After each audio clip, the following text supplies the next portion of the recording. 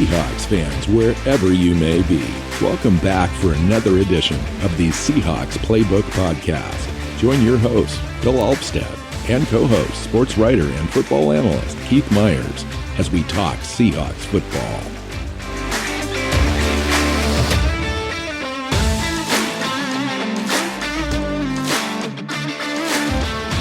Seahawks fans, welcome back to another edition of the Seahawks Playbook Podcast, our first regular season podcast show of the season. 2020 is off to a great start. Seahawks get the win in Atlanta, and all is right for the world, even but just for a few hours on an afternoon on a Sunday. Here with my good friend and co-host Keith Myers to talk Seahawks football. Hey, Keith. Hey. I'm so excited to talk about Seahawks this week because we have not had football where we can watch and talk about for a long time. There's been no mini Longer camps, than usual. Been no mini camps, no training camp, no OTAs, no preseason. So here we are after week one, and we finally have real football that we got to watch, and now we get to talk about, and I am so excited for it that even the unbreathable air that we have up here in the Pacific Northwest is not going to ruin my excitement. Well, that's awesome. I'm sorry about the bad weather and the smoke and the fires and the displacement of people. That's awful stuff. Just add it to the list of 2020. But best possible outcome for the game. Obviously, a win is a win, but the way that they won, lots to talk about today, particularly on the offensive side of the ball. I think everything kind of clicked, even beyond mid-season form. Mm-hmm. And for a lot of folks, the way that they won was outstanding, and folks would like that to be an indicator of things to come this year, and we'll talk about that. We'll see. And then we'll talk about the defense. They did enough, obviously, against Atlanta, but is it enough overall? And we'll get into all that. Keith, how do you want to start today, man? We'll just start talking about the game. Well, Seahawks won 38-25. I don't think you can talk about this game and not start with the performance of Russell Wilson. I mean, he was just unbelievably good. 31 of 35, only 4 incompletions. He had 4 touchdowns. He had as many no interceptions. No interceptions. He had as many incompletions as he did touchdowns. Yeah, and 3 of them weren't his fault. Yeah. He also averaged just under 10 yards per attempt. Nice. Which is just crazy. Well, in the first half, they really didn't throw that far down the field, so he made up for that in the second half for sure. He did, especially with that crazy 4th and 5 conversion to Metcalf. Nice. That was awesome. Which was just one of the most beautiful plays you'll ever see. But that's a dagger right there. We'll get to that in a minute. But Wilson got sacked 3 times. He was running for his life other times. The 3 sacks were all in the first quarter. And then after that, the offensive line kind of got their act together and was a little better. But he was under pressure, and he was running around, and you couldn't tell by the stat line. This is just a incredibly dominant performance by one of the league's best players. Oh, absolutely. In fact, I think that he was the most pressured quarterback in week one. When you take a look at everything combined, pressures, sacks, all that kind of stuff. So he had an 88.6% completion percentage, 3rd highest in NFL history with a minimum of 35 attempts. He had 14 points scored in the first quarter and 14 points scored in the third quarter, the 2 most important quarters in the game, and the Seahawks dominated those quarters. 143.1 rating, 2nd player in NFL history to throw at least 35 passes, complete at least 30 of those, have over 300 yards, and 4 touchdowns. Drew Brees is the only other guy to do that, 2011. That is incredible company, because Brees has been a Hall of Famer like his whole career. So, well at least since Wilson's on that short list at this point too, no doubt. So yeah, I mean, you just can't say enough about the way that they came out, and they played with urgency and tempo right off the top. I mean, they made some mistakes, as they will do, but they overcame those. It was really nice to see the 12 of the first 16 plays called were passes, and in those, Russell Wilson was 12 for 12 and 2 touchdowns. The very first play from scrimmage was a 9-yard sack. That's not a very good indicator usually. No. And that didn't slow him down, right? Usually in past years, they'd be like, oh, we're 2nd and 19, run the ball up the middle twice and punt. Let's give up on the possession. No, instead they let Wilson throw it. He got 2 completions, first down, and then never looked back. I mean, there was a second sack on that drive too, and again, didn't matter, didn't change anything. They just kept rolling. Wilson found Chris Carson. Even later on, the penalties that they had 2 or 3 penalties in a row when they were trying to drive, and they overcame that to get a field goal. So it just, everything kind of really went well for them on offense, even when they faced the challenges. And in the past, especially in week 1 on the road, historically, they haven't been able to overcome those sorts of challenges. And Sunday was a completely different story. I mean, it is Russell Wilson's show at this point. There's just no question about that. Now, with all that said, the whole Let Russ Cook crowd, awesome. They got everything that they wanted out of this game. I mean, everything.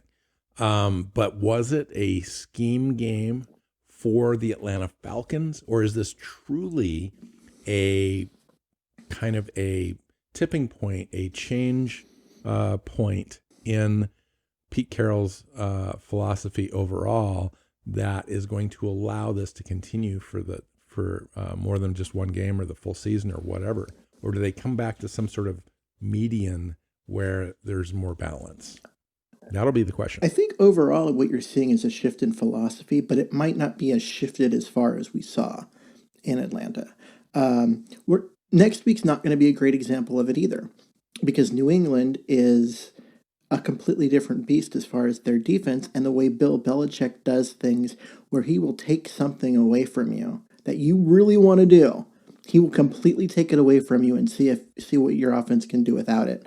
And it'll be really interesting because New England secondary is their strength. And if they decide they want to take away Russell Wilson and his throwing, which is unlikely no matter what, I don't think they're going to do that. And force Seattle to run the ball, that would maybe play into Seattle's hands. But it might be one of those things where they take away DK Metcalf and any long ball potential and force the Seahawks to dink and dunk it, which they don't want to do. Russell Wilson doesn't want to do. He wants to push the ball down the field.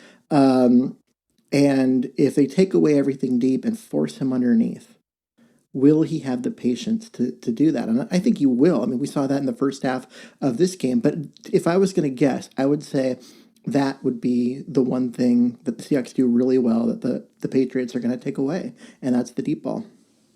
Yeah, when watching and we'll get to New England, we can save most of this conversation for later, but when I watched the New England Dolphins, I didn't watch the entire game, but I watched quite a bit of it.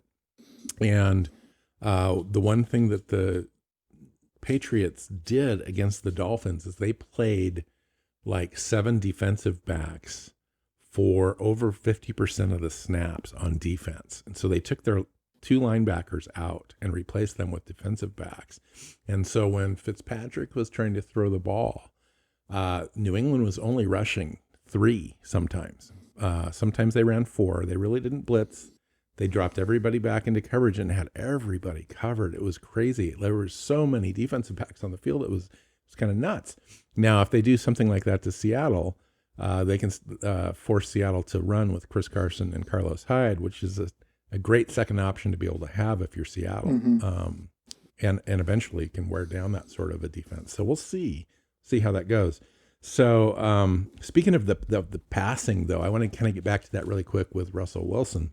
So Seattle had was the most pass heavy team on first and second downs in week one, 68%. So it was kind of nice because Pete Carroll always talks about sticking with the hot hand, whether it's Chris Carson or it's going to be Carlos Hyde or whatever. They'll stay with that player and they'll just kind of ride that. And they did that this time with Russell Wilson. And I think it really gave everyone hope. And to me, and I'm not one of those guys typically that's like throw, let Russ cook, all that kind of stuff. I appreciate the balance of the offense, but to be able to do that, I think adds an element that this team was lacking before and elevates them, I think, slightly into the conversation of legitimate Super Bowl contenders if they can kind of keep this sort of offensive juggernaut thing going on. What do you think, Keith? Well, I think that I agree. I think we've talked about this for the last, couple months on this show, is that their skill position players as a group, the running backs, wide receivers, tight ends, they've got a great group of all of that. And to take it out of Russell Wilson's hands and not let him use all the new toys that he has, I think is not using your talent. It's not putting your talent in its best position to be successful. And I think Pete Carroll recognizes that. He's got a team that needs to score points. He's got a defense that will have its moments, but will also give up some yards and points because of some deficiencies we'll talk about here in a few. But they need to score more points this year than they did last year. Their defense isn't good enough to sit back and give up on possessions. We saw that in this game. They were aggressive. It was great. They did exactly what we wanted them to do, and of course it worked. It was fun. And we were talking about the passing game. Do you know that Russell Wilson completed passes to 9 different targets? That's crazy, especially when you consider that he Tyler Lockett and DK Metcalf were both targeted 8 times. Mm-hmm. But you're right, 9 Seahawks caught passes in this game, which is a great problem to have. I mean, and you take a look at Chris Carson's involvement out of the backfield. I think that 6 receptions, 45 yards, and 2 touchdowns as a receiver. And both that second touchdown was kind of the relief valve thing. It was a planned pass. It was a screen, underneath to him. But that screen though was crazy. That screen was a really nice, well-developed play that we don't see very often from the Seahawks, and it worked to perfection. I love that play. Mm-hmm. So how about the defense really quick? And we'll kind of jump back and forth. But Jamal Adams, dude, unbelievable stat line. 12 tackles, 2 tackles for loss, 2 quarterback hits, a sack. He rushed the passer 12 times, almost had the interception at the end there, and Diggs and him kind of came down together, and Diggs grabbed that. He's only the second defensive back in NFL history with that stat line in his first game as a Seattle Seahawks. Well, I think it goes to show you, one, why the Seahawks gave up so much for him, because he is a guy on defense that he will make everybody better because he makes so many plays that teams will start trying to figure out where he is and go in another direction, and they're going to start to limit what they do in order to avoid Adams. And you start doing things like that, and now you're just making it easier on the other team. So it's going to be it's a good thing for the Seahawks to have that kind of just dominant playmaker in there. There were some other interesting things that happened in this game on the defensive side beyond him. I mean, he was fantastic, and I think we're going to be talking about him a lot. But Marquise Blair was 3rd on the team with 7 tackles. Yeah, that tied, and a huge hit on that special teams play. That tied Bobby Wagner. Marquise Blair, the 3rd safety, had the same number of tackles as our all-pro middle linebacker. Just kind of let that sink in a little bit. He was all over the field. He got a lot of playing time. He got a lot of snaps, and that's great. And they did that. They also had Lano Hill on the field a lot. He had 5 tackles. So the Seahawks were playing with 4 safeties for a bunch of snaps. Yeah, that was interesting. And so what did you think of that big dime sort of defense? Oh, I loved it. I love it. Now you're talking about getting your best players on the field. Now, I would prefer Ugo Amadi over Lano Hill, but I mean, look at what Lano Hill did in this game. Like, of those 5 tackles, 3 of them were stopping a guy short of the sticks when it looked like they were going to get a first down. I mean, he did give up that big play, and Pete Carroll, said that was probably the worst play on the defense. When Julio Jones beat him down the seam. But I agree. People will point to the defensive stat line in this game, Seattle giving up 500 yards and all that kind of stuff. But that was after Seattle scored 14 points in the first quarter and 14 points in the third quarter, and had a lead we would never give up. So they were in a prevent situation, and they were giving up a lot of yards underneath. They really were. And, and in addition, Atlanta, along with Matt Ryan, is a great offensive team with a lot of weapons there. And I still think it was the right approach to be able to give up those yards and not give up the point. Yeah, I mean, this is what you're going to see from Seattle a lot this year with the way that their defense is constructed. They're going to give up yards, but they're hopefully not going to let teams turn that into points, and that's fine. So, what did you think though of the grades? Like Pro Football Focus. Let me just lay this out really quick and see what you think.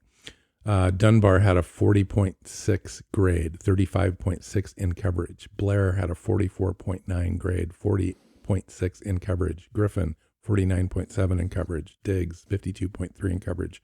Flowers, 53.5 in coverage. 287 yards and 18 catches combined for Julio Jones and Calvin Ridley. I think that's crazy, to be honest. I just think it's insane. Like, it's so not grounded in reality. I mean, you're talking about a team that was in prevent defense for the entire fourth quarter. The Falcons were in must throw now mode for the entire second half. It's funny, Keith. It kind of reminded me of last year's game. So Seattle's defense allowed 506 yards against the Falcons last Sunday. That was the most yards since the last time they allowed 510 yards against the Falcons last year. And they went up big last year, 28-3 or whatever it was, and then they came all the way back and we held them. And this game was similar. We spread the scoring out a little bit more, but it came in bunches. So we were up quite a bit early, and they did. They tried to throw their way back into the game, and I think we did a good job overall. I was pleasantly surprised with the pressures that we were able to get, the big plays that we did make when we needed to make them, the stops. Talk about the fourth down tries that the Atlanta had. We stopped all four. We scored after we had those stops, I think on 3 of the 4. So I think overall, you got to give the defense credit for doing what they needed to do. Yeah, because if the Falcons had kicked field goals instead of going for it on fourth down on some of those, it doesn't change the score line, right? No. Yeah, you're talking about going into the last few minutes of the game, and they're still down by two scores, right? When the Seahawks kicked that field goal in the fourth quarter and made it 3 scores, it was over, and the Falcons knew it, and so they were just throwing and they were throwing. And there's some stuff in this game that I think they need to work on. Dunbar did look rusty at times, especially in the first half. Yep.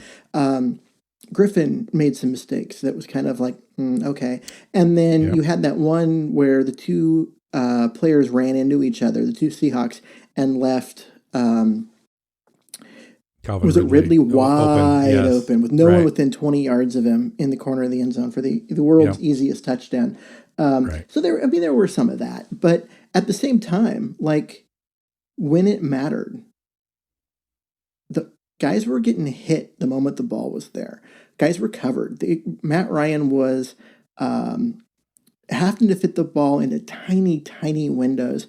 And when he couldn't do that, the Seahawks defense won and got off the field. And, Matt Ryan's one of the most accurate quarterbacks in the NFL. He's going to be one of those guys that if anyone's going to be able to hit those tiny windows, it's going to be him. What did you think of the overall attitude shift? It was noticeable to me, the hitting, the aggressiveness, the celebration after the hits, all that kind of stuff. seemed to be more so than any other game last year, the last several years. Mm-hmm. Seemed like it was coming from Adams. I mean, Adams was the guy he that was was kind of out there. he was definitely a pumping big part of it. He's just he has so much energy on the field, and everyone else is going to feed on it. He's just that lightning bug that charges everyone, and it's great. Like, I'm all Well, and he for makes it. plays at every level on the defense. He does. I mean, my goodness, Keith, it's so much fun to watch. I just can't even tell you. So you look at that stat line, right? 12 total tackles, a sacks, 2.5 tackles for loss, plus everything he did in coverage and all of that. Find me a game where Jadeveon Clowney had that much impact statistically on a game last year. Well, that San Francisco game last year was crazy, but that's it. So that was kind of the island performance that Clowney had last year. He was steady in others. He had the ability to also disappear in some games. He was just like fantastic player, but you watched the Titans game yesterday, mm-hmm. and he really didn't affect the stat line at all. Yeah, and so it's just kind of one of those things. Clowney's a fantastic player. Don't get me wrong. And he makes other players around him better. Absolutely, he does. But Adams impacted this game more than Clowney would have if he had been in there. And you look at the thing where the Seahawks basically, if you're talking about choosing a top end playmaker to pay, mm-hmm. Adams made a bigger impact on the game than Clowney would have. But then Clowney made it in any game but San Francisco last year. And I agree because of his, everything, just his ability to make plays all over the field. He's going to continue to have that kind of impact. He's exactly what the defense needed. Mm-hmm. I'm just going to say it. It's just one of those deals where he's just a Pete Carroll type player that we have been lacking. I mean, even when Thomas was here the last couple of years and had kind of the injuries that interrupted those things, he just lacked that a little bit. And when Chancellor went out, Cam was the guy. There's just been that missing thing, that alpha dog, that playmaker that just cannot be slowed down. And I'm here for it, man. Mm-hmm. I'm totally here for it. So the first major play by a defensive or by a pass rusher of the season was L.J. Collier forcing an intentional grounding that should have been a sack. Should have been called a sack. That was nice. But instead they called it an intentional grounding and didn't give him credit for the sack. But who out of anyone had on their Seahawks bingo card for L.J. Collier to have the first significant quarterback pressure of the 2020 I mean, that's season? really big. I mean, that is really big to have him show up. And he showed up in other plays too. It wasn't just he did show up in other plays. Let's talk about the sacks. So Seattle had 3 sacks. We had a bunch of pressures. It wasn't a great, but it did give me hope. Mm-hmm. It gave me hope. Now, you take a look at that, and then you take a look at Jamal Adams had his sack coming off the edge. And I just thought that was the most lightning quick, boom, boom sack mm-hmm. that I've seen in a long time from a defensive back. He just came in, no hesitation, dropped Ryan immediately, and it was awesome. And then the Mayoa later in the game, in kind of a, it wasn't a critical situation, but they were marching down the field around the 20-yard line, decided to go for it instead of kick the field goal. And Mayoa chased down Ryan from behind and leaped forward, left his feet and wrapped him up. And I thought that was a great sack. Perfect timing. And on a 4th down, it was really kind of critical to get those guys off the field. And we went down, I believe, and we scored again right after that mm-hmm. to kind of seal the game. Yeah. I mean, it was defensively, I thought it wasn't a great game. I mean, there were plenty of mistakes to go around and mistakes to be made. There was some gashing being done of the run defense by the Falcons early on. Yeah, that was mildly concerning early. But they tightened that up a little bit, and then they got a big lead, and it didn't matter whether they could run or not, because Right. they weren't going to run when you're down by a Right. bunch. Well, I tell you what, we're going to get tested this next game. We'll talk about that though. Yep. So let me ask you this: what do you think? Looking just at snap counts, is there anything at all that kind of stood out to you as far as players that got time, players that didn't get time? How about the players that were left off the active list to begin with, Alton Robinson and DJ Dallas? Those two surprised me, because if you look at the packages where they used Homer, I'm like, Yeah, I agree. Dude. What does he had? He had 2 catches for 4 yards and 3 runs for -1 yards. Talk about being as ineffective as absolutely possible. That was Travis Homer's day. In an offense that was really dynamic and moving the ball up and down the field, he was the guy that was kind of the negative. Yeah, and after everything that we'd heard about how good DJ Dallas has been in the passing game, and his ability to just make all the right reads as far as blocking and have a very well-developed route tree and everything, that decision I was wondering about. I think maybe it had to do with the backup punt and kick return situation. Is why they went that way, but still, like, that was crazy. Well, I noticed Homer did get the initial kickoff and looked timid running up into the... Yeah, he did.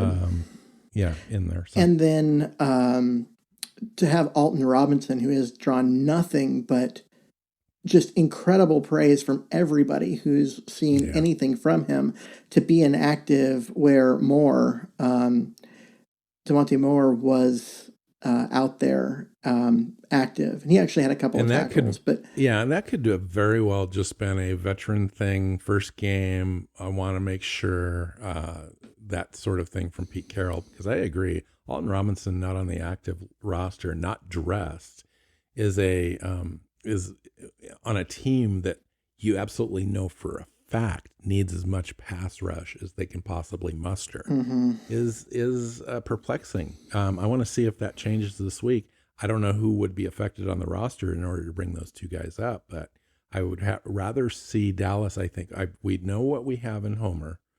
I want to see what we have in Dallas. I understand Freddie Swain has done a tremendous job in practice with kick returns and all that kind of stuff. Let's see what he's got. There seems to be a little bit more dynamic playmaking ability out of those two. And then Alton Robinson, I think for sure you bring a guy like that in. You know, you look at Demonte Moore. He had 20 snaps on defense. Brian Monet had 15 snaps. You know, those guys weren't in there a lot. I think Rasheem Green only had 30 snaps. I think he had a shoulder. We'll see what that turns into. He got banged up in there, was out for a while, came back at the end of the game and played. But that injury is very concerning, because this defensive line does not have depth. And to lose anybody right now until someone else steps up and shows that they belong, or until they go sign a veteran that's available, they're hurting. And they cannot afford to lose a guy who's going to get considerable playing time like Rasheem Green. Well, I did notice that Rasheem Green and LJ Collier both had 30 snaps, and you had a guy play like Blair in the nickel a lot, taking Irvin and moving him up onto the line of scrimmage. Irvin had 85% of the defensive snaps. And a lot of those were at defensive end. And you can kind of see that scheme thing going on in the defense, the push-pull there with the linebacker moving up into the front. Anything else that stands out to you? You know, Blair had 70% of the snaps, which is a nice indication in the first game of the season that he's really going to be a player that they're going to count on. Agreed. I think that is great. I would just say the one last thing about the defense is they gave up some yards on the ground early on, and the offense made it so that the Falcons didn't feel like they could continue to run it.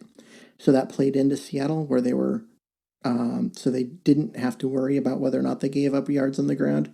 But it was concerning, because the way this defense is built, with, the guys that they have out there playing are meant to be run stuffers, guys like L.J. Collier at the 5 tech, and Poona Ford at the 1, and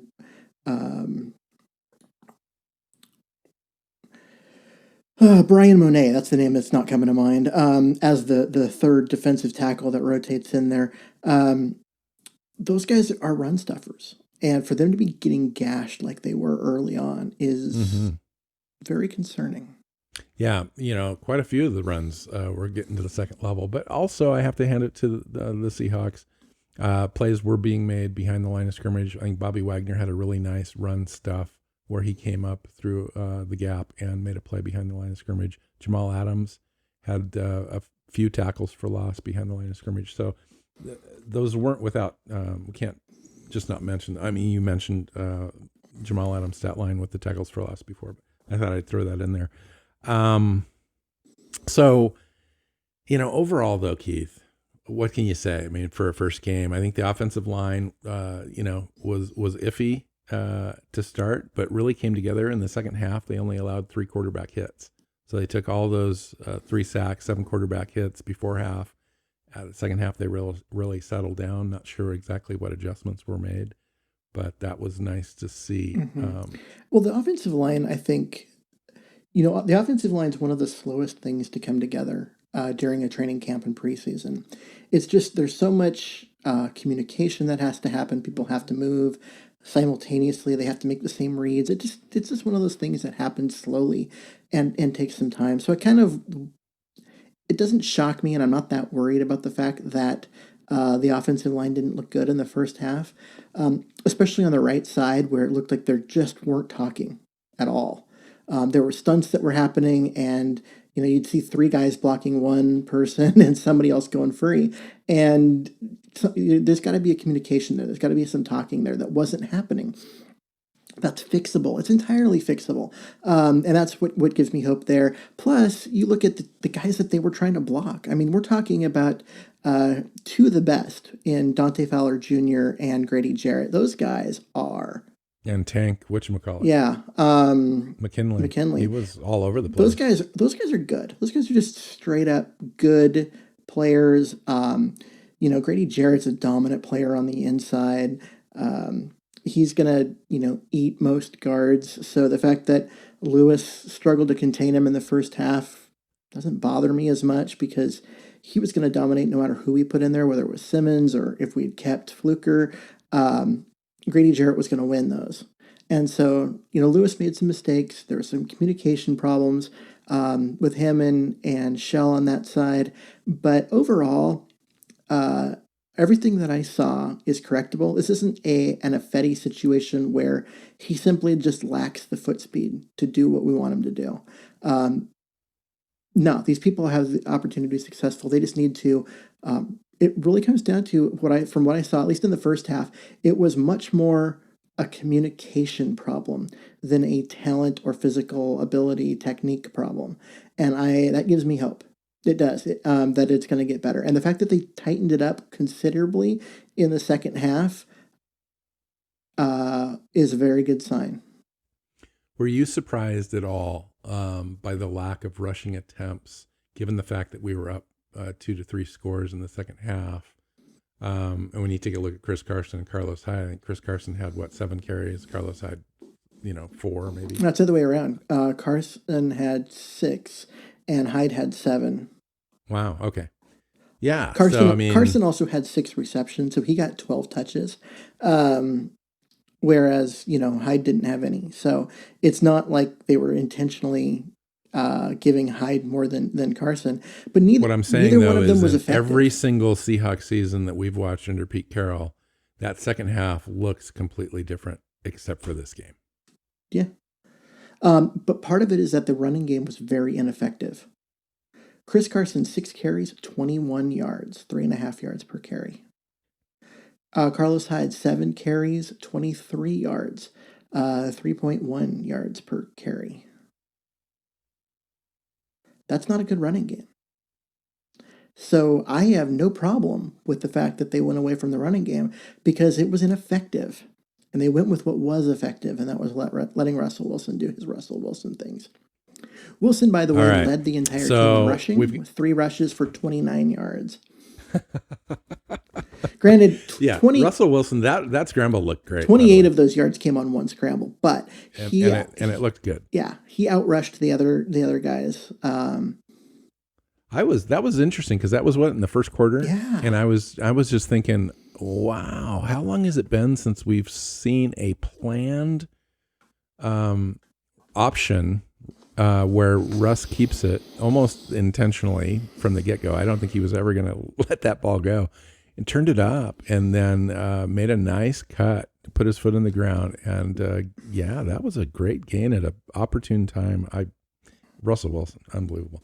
All right, so we are going to transition into our second segment of the day, and we're going to talk about New England coming up. But before we do that, Keith wanted to take a look at Twitter and find out what folks are saying about the Seahawks and anything else that comes up subject matter wise in the hot tweet takes, and we're going to get some instant reactions to those. Yeah, so basically it's week 1, and I always say to work hard to avoid overreactions after week 1 normally.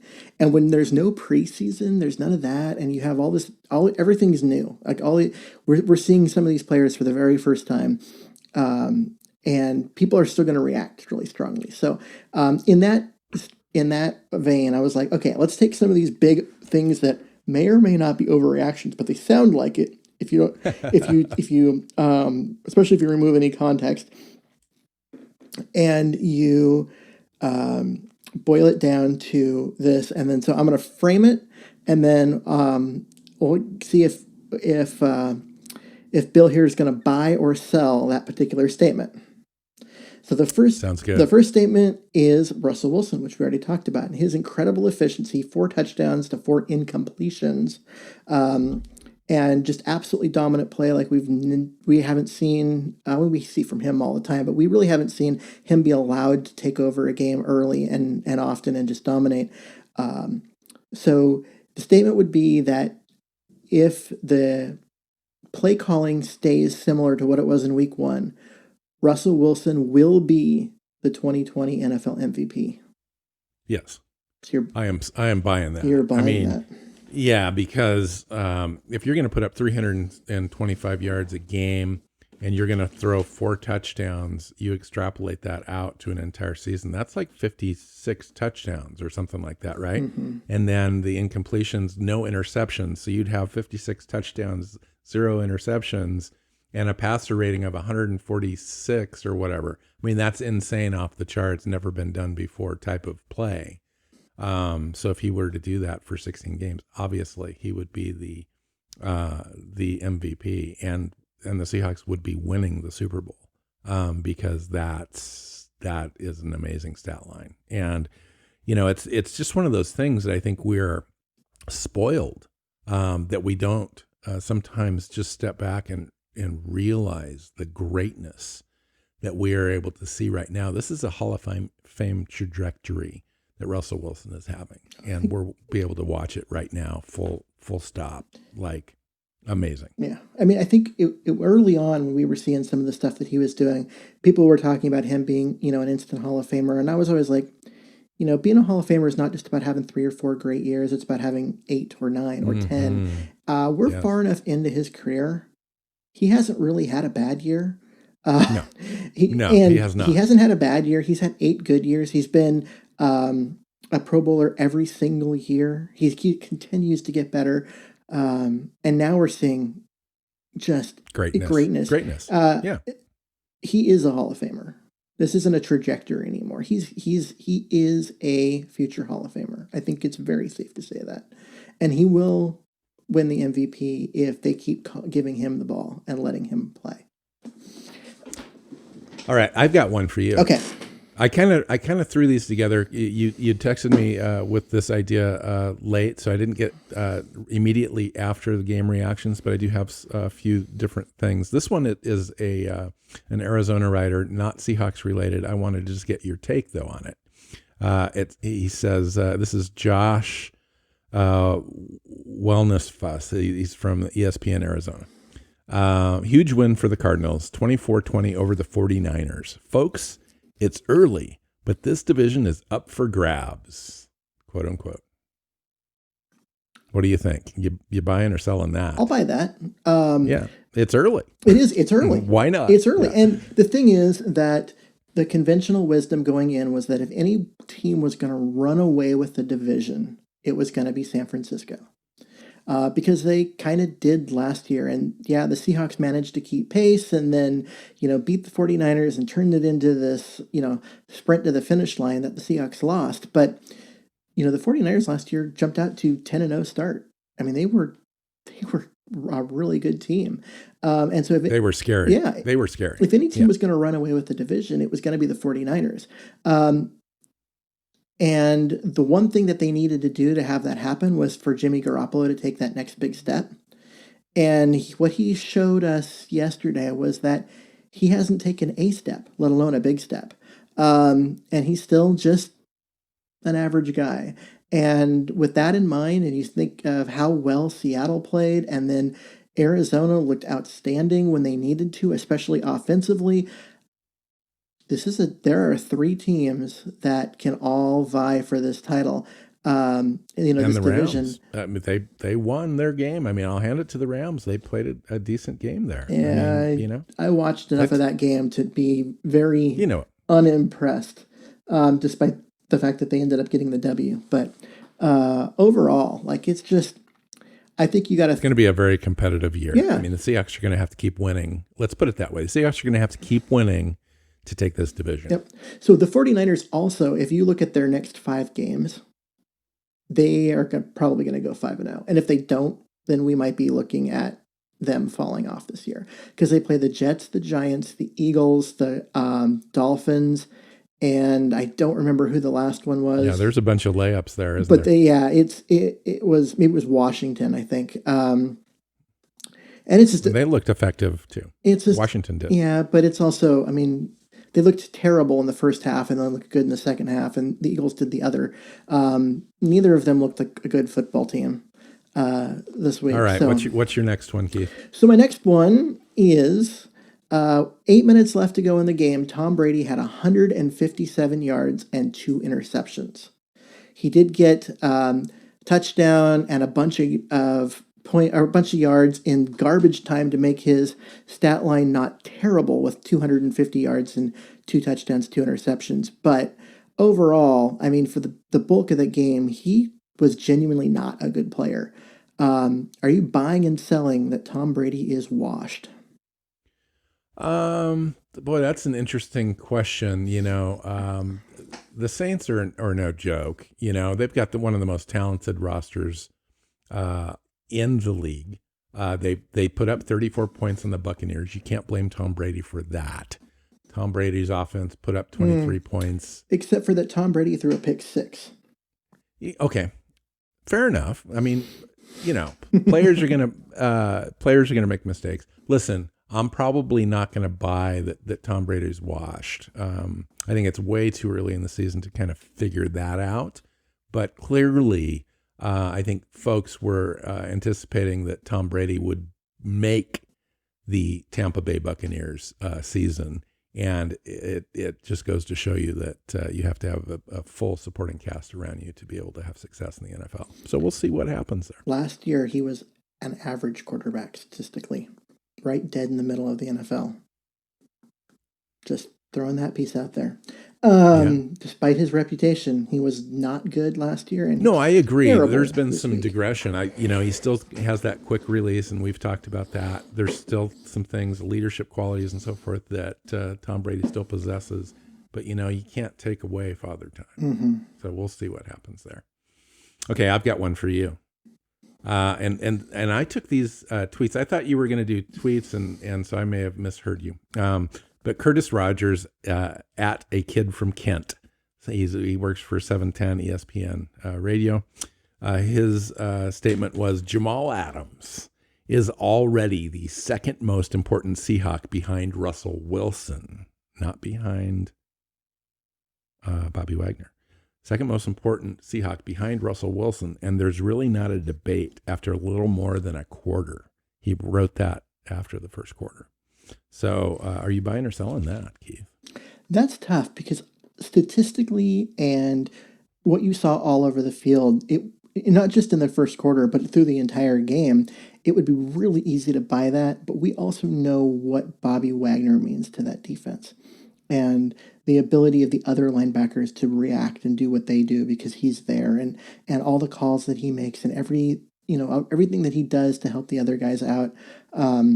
In terms of communication, getting guys lined up and attacking the right gap and that kind of stuff. It's really hard for me to take that and just straight up buy it because we're talking about an all-pro middle linebacker who's one of the best we've ever seen.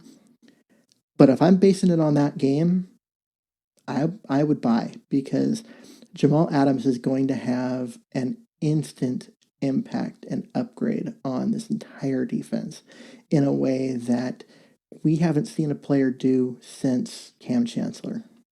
Yeah. And this guy is kind of bottled up into a hybrid of Chancellor and Thomas, because he plays all over the field, like every depth position out there. He's on the line. He's right up at the line of scrimmage as a strong safety, a true strong safety. They're blitzing him.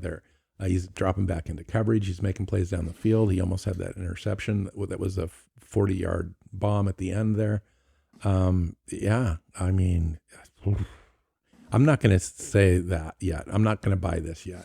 I think Adams still has a lot to prove that he is a player that makes players around him better.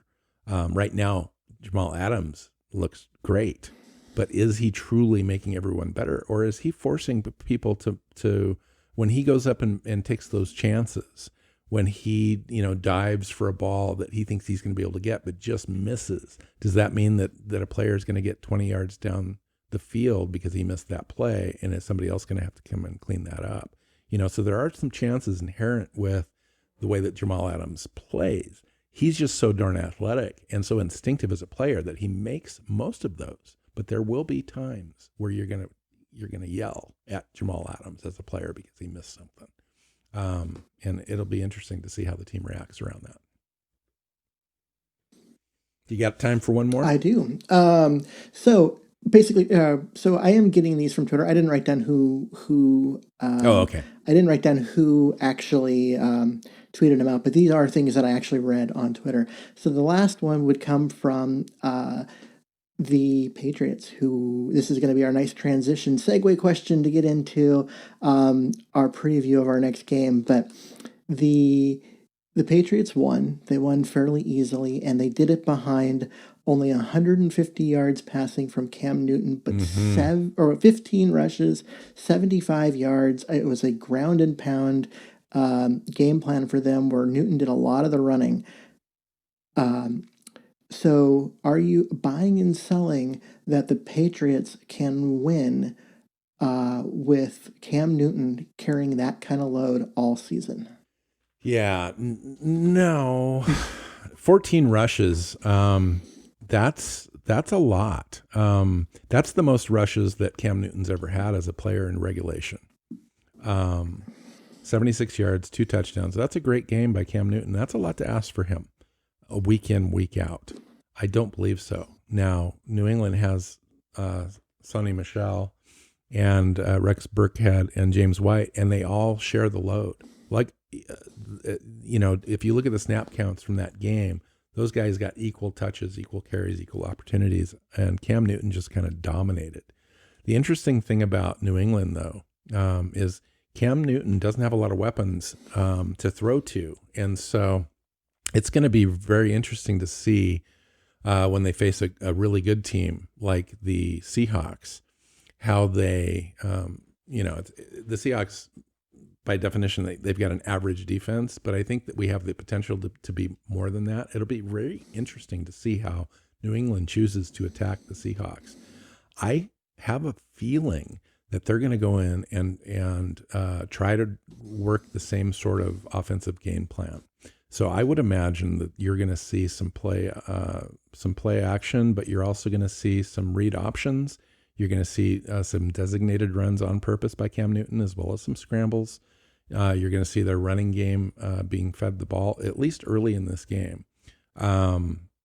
because I don't believe that they're going to be very successful throwing against Seattle's secondary. Seattle's secondary is going to look completely different to everyone compared to the Atlanta game, because coverages are going to be able to be a little tighter in this game. And you're going to see Seattle probably playing closer to the line of scrimmage with their defensive backs. I think a guy like Marquise Blair in this game is going to have an amazing game. A guy like Adams is going to have an amazing game, because those guys are going to be able to affect the run as equally adept as they are defending against the pass. And so I don't know that they have as much success in this game offensively as they did against the Dolphins. And so, yeah, I'm not buying that. I don't think that that's sustainable for them. And when they do get in trouble, when they get behind in games, they're going to have a very difficult time clawing back into games this year. So I do not believe, based on at least their initial success in that first game, New England looked really good. But I don't believe that is going to be sustainable. I think they're a 500 at best team this year. So how many games did Newton play last year? Yeah. He just played a few, right? Yep. And he got hurt. How old is he? And who's the backup? Jarrett Stidham. Brian Hoyer. The Patriots are in a position where Cam Newton's health is going to determine the quality of their year. They need to protect him better than they did in that game. I get going out and getting the win, and you have a freak of nature athlete, and you want to use it. But now that you've used it and you've got other teams scared of all the different crazy things that he can do, you need to dial it back a little bit so that way you keep your. The problem is they don't have anybody to throw to. I mean, they got Keneal, Harry, and a couple other guys, and they're just okay. Yeah. Here's the deal: Cam Newton in 6 regular season game against the Seahawks has got a 1-5 record, and he's got 5 TDs and 4 interceptions and a passer rating of 77.8, and he's facing a better quarterback. He's facing a Hall of Fame level quarterback that's going to have a passer rating that's going to blow his out of the water. And Seattle is going to be able to score points on New England. Now, New England has a pretty decent secondary. Stephon Gilmore was the 2019 Defensive Player of the Year. Mm-hmm. They're like I said before earlier in the show, they'll drop 7 into coverage. So they will make you either be very patient, and if your line can hold up and block for you, Russell Wilson is going to have a tremendous day. If they decide as a team to just take what New England's going to give them and everything underneath, then we'll have to do that, and it'll be kind of a longer day. But I don't know if you can beat Russell Wilson with that game plan, because if you're only rushing 3, you are legitimately giving him forever.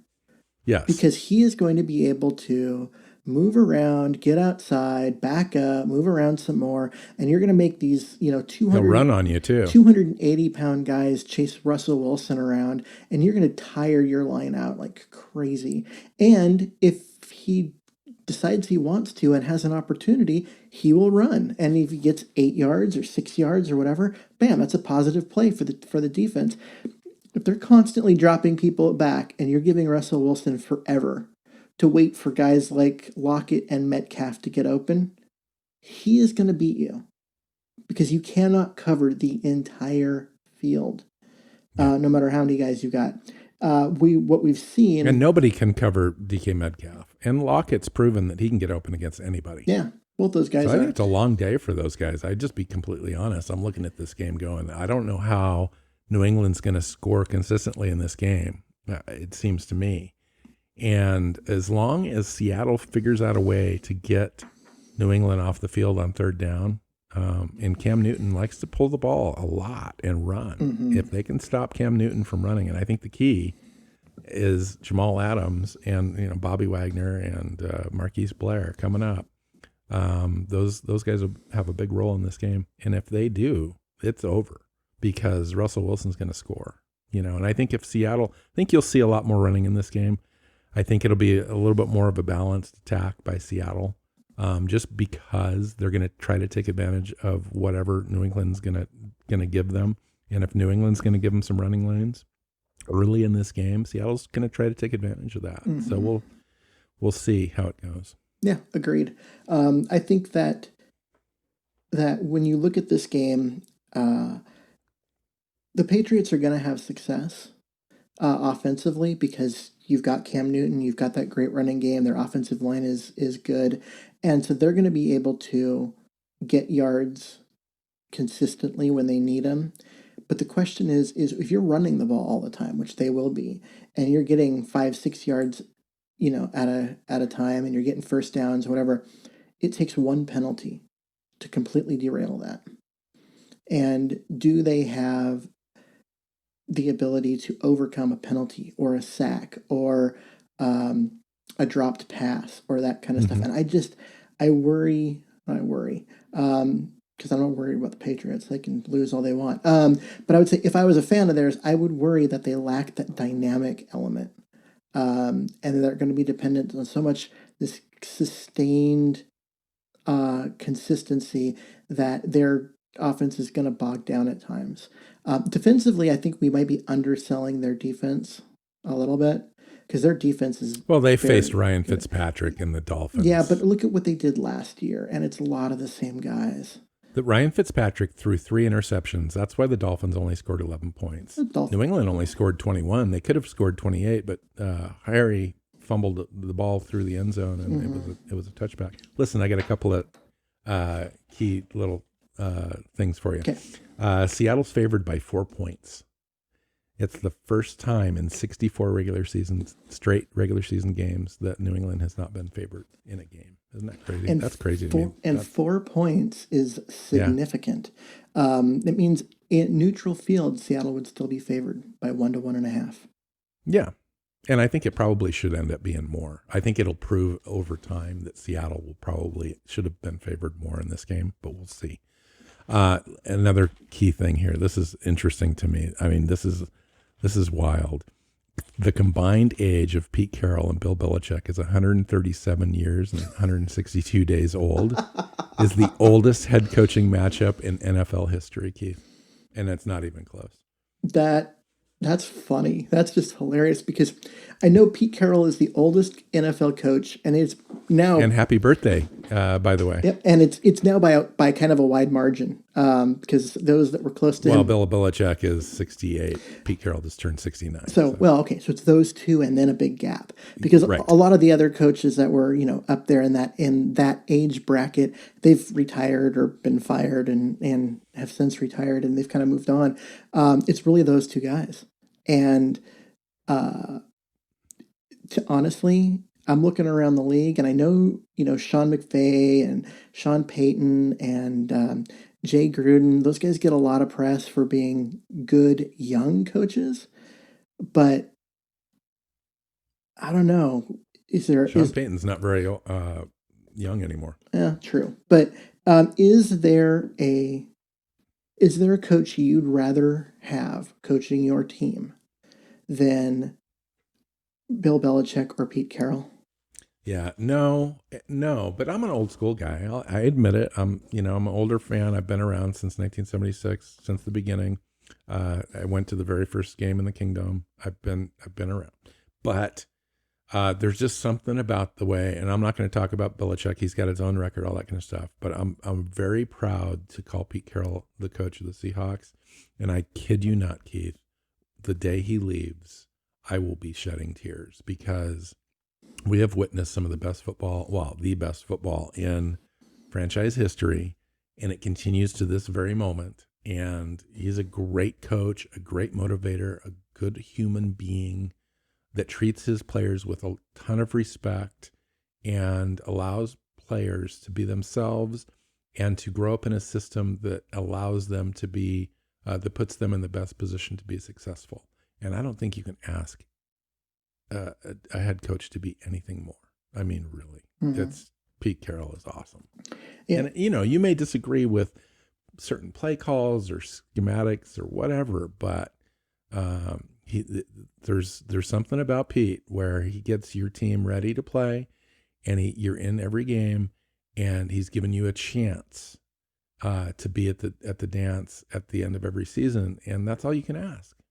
See, I look at Pete Carroll, and I look um, look at how he handled Chris Carson last year with the fumbling problem, and how he handled uh, Richard Sherman when he was blowing up on the sidelines there for a while, and the high road that he has taken with regard to Earl Thomas and everything that's gone on there. Um, he is a guy that is very easy to respect, and most of the players, not all, most of the players absolutely respect him because he cares about them. He cares about them as people. He wants them to not just become great players, but he wants them to develop as people. And he encouraged the Seahawks to look at what they wanted to do, in terms of social justice campaigns and that kind of stuff. And he talked to them about the difference between a moment and a movement. And there was a lot of coaching involved in what he did to help them, take that energy and the emotion that they felt, yes, and channel it into something positive that communities, could get something out of, more than just outrage. And just those kind of things, I felt like he's a guy that most players absolutely love to play for. And you have the Sherman, Thomas, and Michael Bennett's of the world that grow tired of his message and eventually, it wears thin on them and whatnot. But there are other guys. Look at Bobby Wagner and Russell Wilson specifically. Cam Chancellor was a good one. Guys, what do you think in particular about the marriage of Russell Wilson and Pete Carroll and the legacy of what that'll mean to those two players and what it'll mean to the franchise? Well, I think as time goes on. I think it's been kind of a perfect marriage in that, Wilson's got this dynamic, crazy ability, but he's got the cheesiest, most,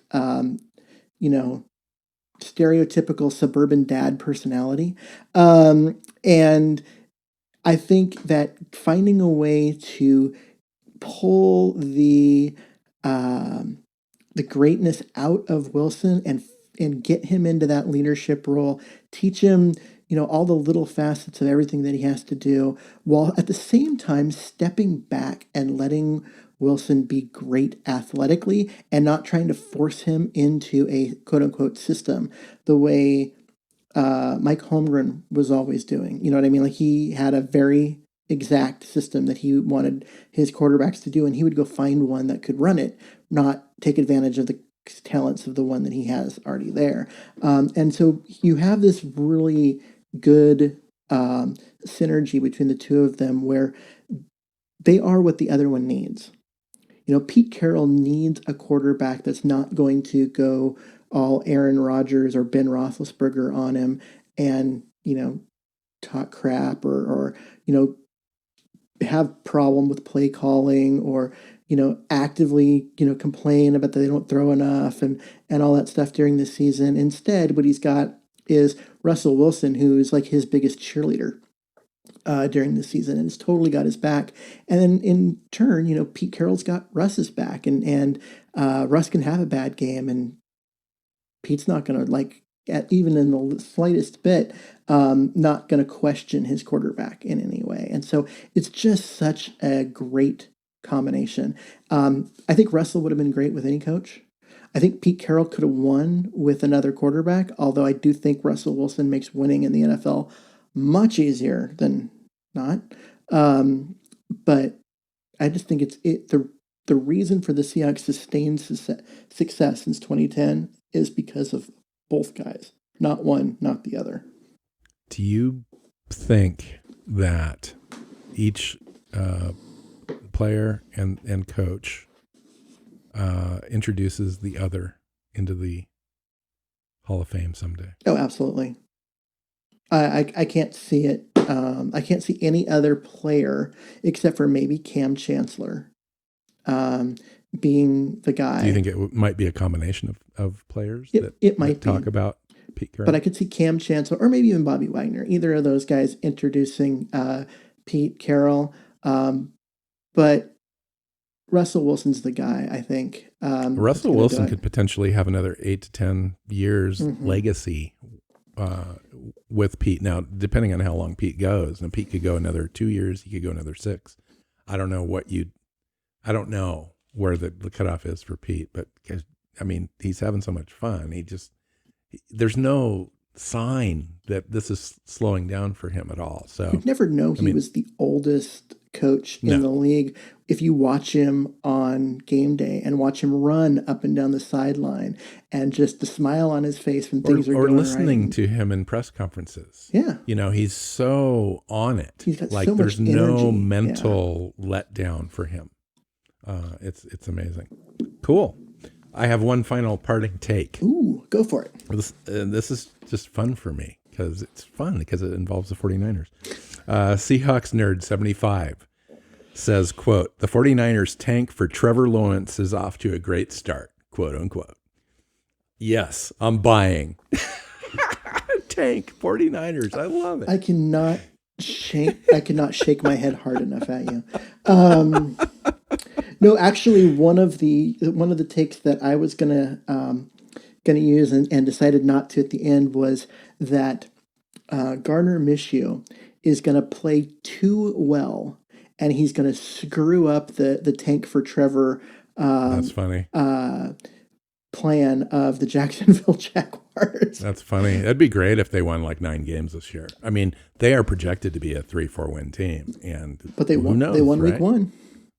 So I got another one for you really quick. Jim Rome said Russell Wilson joined Steve Young as the only player with 30,000 passing yards and 4,000 rushing yards, and he's still never received a single MVP vote.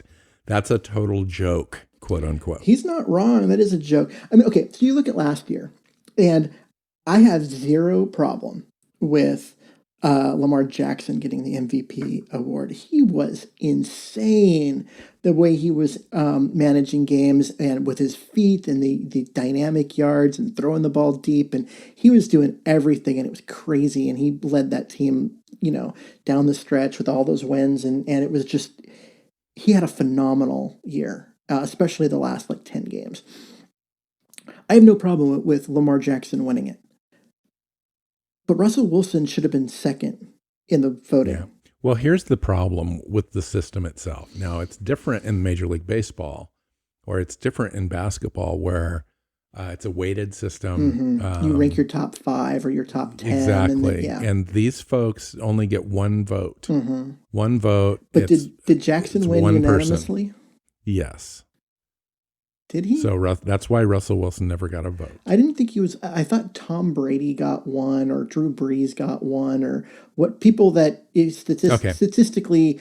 It's possible. Statistically, you're like, okay, by sheer reputation, they're probably going to get some, but they didn't belong in the conversation last year. It was a Russell Wilson versus Lamar Jackson situation, and for Wilson not to be the one who got that extra vote, or you know what I mean?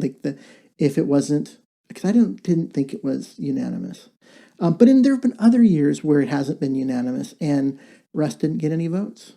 I don't think it doesn't really matter. I mean, all these things are superficial, and we're not talking. It is what it is. But it'll be interesting to see what happens, because after this first game and after watching the Seahawks and kind of the way that we follow them so intimately over a long sustained period of time, you can just tell different teams from other seasons and so forth, and which teams are really good and have good chances, solid opportunities, versus others that are going to need some special breaks to get certain places. This team has some very unique and very much an opportunity here to have a great year, a greatness about this team. And I need to see that sustained over a little bit longer of a period. But it's not too early to say that absolutely this Super Bowl window is open for this team, and they just need to go take it, because the opportunity is there. Yeah, I hear you. I'm on board with that. I think that last year they were a team that got some breaks, and it helped them propel them to where they got to. Um, this year they don't need those same breaks. This is a better team than they were a year ago. And I Yeah. think that losing Clowney in the offseason and all of that has masked to a lot of people, both fans of the Seahawks and national people and national pundits and fans of other teams, that this is a better team Yeah. and a better Yeah. roster overall than it was a year ago. They don't need the same Yeah. No, I agree. breaks in order for them to win as many or more games. All right. So prediction time. New England in town, Sunday night football, prime time. Who do you got? I've got Seattle in this one. I think it's going to be a lower scoring game than we saw. I think the Seahawks are going to be able to score some points. I think the Panthers are going to be able to score some points. But I also think both offenses are going to bog down a little bit because the Patriots just aren't dynamic on offense. And the Seahawks are facing a very good secondary with maybe the best defensive coach in the league still in Bill Belichick. And that's going to cause them some problems, and they're going to have some drives that stall entirely just for scheme reasons. And I could see this game being a lower scoring game, something like 23-17 Seattle. Interesting. That's an interesting approach, Keith. I'm going to go completely different direction. I'm still got us winning, but I don't believe that there's anything that's going to stop Seattle's offense, including New England. I think New England's got a lot of new players this year. They're integrating a lot of young guys. Yeah, their defensive backs are pretty legit, but I don't believe it's enough to slow down the Seahawks. I think that you will see some more rushing in this game, but I think Chris Carson and Carlos Hyde are itching to get off and get rumbling. And I think Seattle goes away in this game. So I think it's tight at half, and it could be, like a 13-10 type situation, possibly. Or New England might have some trouble scoring. It could be like a 13-14-6 type of a thing with a couple of field goals. And then in the second half, I see them pulling away and having this being close to like a 31-17 type thing. Wow. I think the days of having Seattle in one score wins or losses or whatever is over. I think this new offense is going to take hold, and it's going to be too dynamic for teams like New England, who are just average overall, to be able to slow down Seattle. I think Seattle has too many weapons and too many ways that it can attack you, both on the ground and through the air. And Seattle prevails big in this one. See, I will say that not every team has a Matt Ryan who is super accurate and just overall a very good passer. Cam Newton is a better quarterback than some people give him credit for. But he's also not as good as other people give him credit for. He is limited in some ways as a passer. And if they get down and he has to throw them back into the game, that's not... He's going to throw interceptions. Exactly. He just is. And to a team that has the defensive backs that Seattle has, with Diggs and Adams and Griffin and Dunbar, like, there's going to be balls that are going to be interceptable. Now, they dropped him for the most part in this last game. Dunbar had one bounce off his shoulder pad, and they had their opportunities and didn't get him until the end. But there's going to be interceptable balls in this game, especially if the Seahawks have the lead in the second half. And if they take them, I can definitely see what you're saying happening, and it just, the Seahawks starting to run away with it at the end. I could also see it just being a slugfest. And it very well could be. So that's Belichick's style. Mm-hmm. That's Pete Carroll's inherent style. Yep. So we'll see. What style wins out. All right. So awesome. Thanks for joining us. Be back next week when the Seahawks take on the Cowboys. Cowboys come to CenturyLink, so that'll be a a fun game as well. We'll have all that discussion, and we'll review this game, see where we're at, and hopefully we'll be 2-0. I'm counting on it. Follow Keith on Twitter, Myers NFL, at Myers NFL. I'm at NW Seahawk. The show is at Hawks Playbook on Twitter. SeahawksPlaybook.com has all the shows. And subscribe to us on your favorite podcast app and on YouTube as well. Just search Seahawks Playbook Podcast and make sure you get it into your feed every week. So until next time, Keith, go Hawks. Seahawks Playbook Podcast listeners, thanks for joining us for another edition of the show. You can find us on Twitter. Bill is at NW Seahawk, Keith is at Myers NFL, and the show is at Hawks Playbook. You can listen and subscribe to the show at SeahawksPlaybook.com.